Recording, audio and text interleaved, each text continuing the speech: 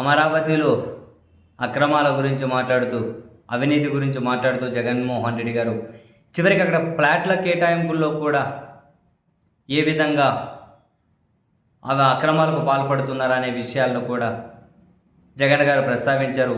ఇక్కడ భూములు ఇచ్చిన వ్యక్తులు వాళ్ళకేమో చెరువుల్లో కొట్టుకుపోయే దగ్గర ఎక్కడెక్కడో వాళ్ళకేమో రిటర్నబుల్ ఫ్లాట్స్ అని ఇస్తూ ఉన్నారు.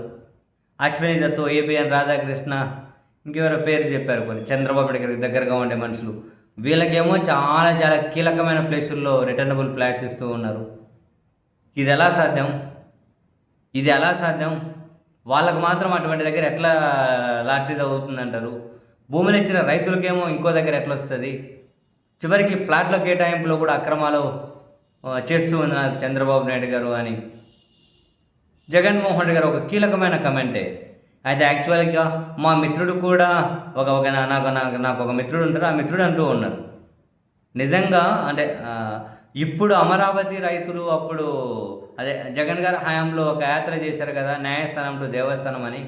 నిజంగా చేయాలంటే వాళ్ళు ఇప్పుడు చేయాలి వాళ్ళ యాత్ర. ఎందుకంటే జగన్ గారి పీరియడ్లో వాళ్ళ భూములకు వాళ్ళకు వచ్చిన దానికి ఏమి ఇబ్బంది లేదు, కానీ ఇప్పుడు అసలైన ఇబ్బంది కలుగుతూ ఉంది. వాళ్ళ భూములు తీసుకొని రిటర్నబుల్ ఫ్లాట్స్ వాళ్ళకేమో ఎక్కడో మూల ఇచ్చేస్తూ ఉన్నారు. కానీ వాళ్ళ కీలకమైన భూములు మాత్రం చాలా కోర్ ప్లేస్లలో మాత్రం చంద్రబాబు నాయుడు గారు వాళ్ళకి కావాల్సిన వాళ్ళకి ఇచ్చేసుకుంటూ ఉన్నారు. సో నిజమైన అన్యాయం వాళ్ళకి ఇప్పుడు జరుగుతూ ఉంది.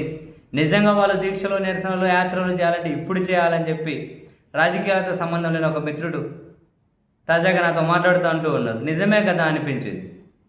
నిజమే కదా, వీళ్ళకేమో మెయిన్ ప్లేస్లలో ఇస్తూ పోతూ ఉన్నారు, అసలైన భూములు ఇచ్చిన వాళ్ళకేమో ఎక్కడో ఇస్తూ పోతూ ఉన్నారు. ఈరోజు జగన్మోహన్ రెడ్డి గారు చెప్పింది కూడా అదే. ఫ్లాట్ల కేటాయింపుల్లో కూడా చివరికి అక్రమాలు జరుగుతూ ఉన్నాయి. ఇది కానీ ఒక పెద్ద స్కామ్ అని చెబుతూ ఉన్నారు. అంటే వీళ్ళకి కావాల్సిన వాళ్ళందరికీ కీలక ప్లేస్లో ఉండిపోతారు.